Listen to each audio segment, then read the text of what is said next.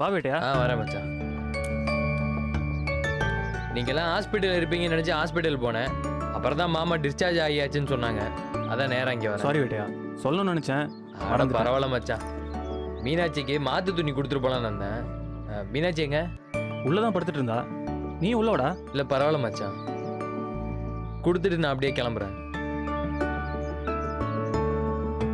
அப்புறம் வேட்டையா, ஒரு சந்தோஷமான விஷயம்.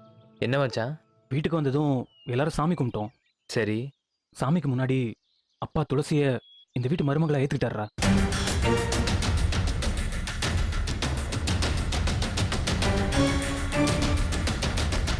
டேய், என்னடா சந்தோஷப்படுவேன்னு பார்த்தா சீரியஸா பாக்குற? ஐயோ இல்லை மச்சான், எனக்கு சந்தோஷம்தான். நீங்கள் டக்குன்னு சொன்னதும் எனக்கு என்ன செய்யறதுன்னு தெரில. அதான் அப்படியே யோசிச்சுட்டு இருந்தேன். ரொம்ப சந்தோஷம் மச்சான். துளசியை மருமகளா ஏத்துக்கிட்டு அவளுக்கு நம்ம பரம்பரை நகைய பரிசா கொடுத்தாரு வேட்டையா. சூப்பர் மச்சான். எனக்கு நடக்கிறதுலாம் ஒரு கனவு மாதிரியே இருக்கு. நம்ம குடும்பத்துல எல்லாரும் பிரிஞ்சு கிடக்குறோமேனு குலதெய்வ கோயிலுக்கு போனோம். இப்ப பாத்தியா, கோயிலுக்கு போயிட்டு வந்த ஒரே வாரத்துக்குள்ள நம்ம எல்லாரும் ஒண்ணு சேர்ந்துட்டோம். அப்பாவும் மனசு மாறிட்டாரு. சாமி இருக்கு வேட்டையா. ஆமா மச்சான், சாமி இருக்கு. டேய், வந்து அப்பாவை பாக்குறியா? இல்லை மச்சான், அவர் ரெஸ்ட் எடுக்கட்டும், டிஸ்டர்ப் பண்ண வேண்டாம். சரி வேட்டையா, இரு, நான் மீனாட்சி வர சொல்றேன். சரி. மாமா துளசியை மருமகளை ஏற்றுக்கிட்டாரா? வேட்டையா, நம்ம வீட்டு நம்பியார் ஏதோ புதுசாக திட்டம் போடுறாரு, மைண்டில் வச்சுக்கோ.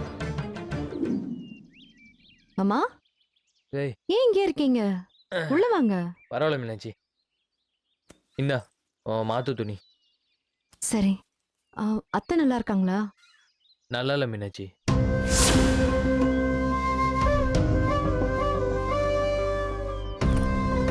மாமா. ஆமாம் மீனாட்சி, என் அம்மா நல்லா இல்லை. 2 நாளாக உங்கள் அப்பாவுக்காக ஹாஸ்பிட்டல் அது இதுன்னு வந்து போன டென்ஷனில் அவங்க மாத்திரையே சாப்பிடாம விட்டுருக்காங்க. நாம் 2 பேரும் கூட அவங்க மருந்து சாப்பிடலன்றதை கவனிக்காமல் விட்டுருக்கோம். இன்னைக்கு யாரும் இல்லாத நேரத்தில் தலை சுற்றி கீழே விட போயிருக்காங்க மீனாட்சி. ஐயோ, இப்போ எப்படி இருக்காங்க? அந்த நேரம் கலையரசி எதேச்சியாக வீட்டுக்கு போயிருக்காங்க. அம்மாவுக்கு உடனே மருந்து கொடுத்து அவங்கள தூங்க வச்சிருக்காங்க. நீயும் இங்கே இருக்க, நானும் நிறைய வேலையை வெளியில் வந்துடுறேன். அம்மா அப்படி தனியாக இருக்க போகிறாங்கன்னு எனக்கு யோசனையாக இருக்கு மீனாட்சி. பயமாகவும் இருக்கு. நம்ம வரைக்கும் ஒரு முக்கியமான வேலையாக வந்தேன். வீட்டுக்கு உடனே திரும்ப போகணும். அம்மா தனியாக இருக்காங்க. நான் வரேன் மீனாட்சி. மாமா, என்ன மன்னிச்சிருங்க மாமா. அப்பாவை கவனிச்சுக்கிறதுல நான் அத்தையை சரியா கவனிக்காம விட்டுட்டேன். அது ஏன் தப்புதான். இல்லை மீனாட்சி, அது என்னோட தப்பும் தான். மாமா, நீங்க ஒரு 1/2 மணி நேரம் வெயிட் பண்றீங்களா?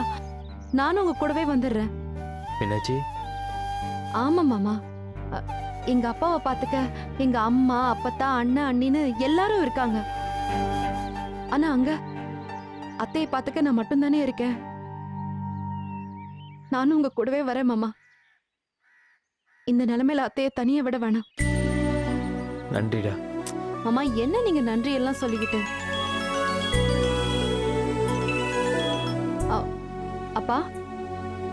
அப்பா இங்கதான் மாமா கூட பேசிட்டு இருக்கேன். வந்துடுறேன்.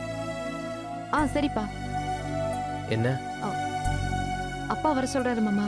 நீங்க மேல இருங்க, நான் அப்பாவை பார்த்துட்டு ஒரு வார்த்தை சொல்லிட்டு வந்துடுறேன். அப்புறம் போலாம்.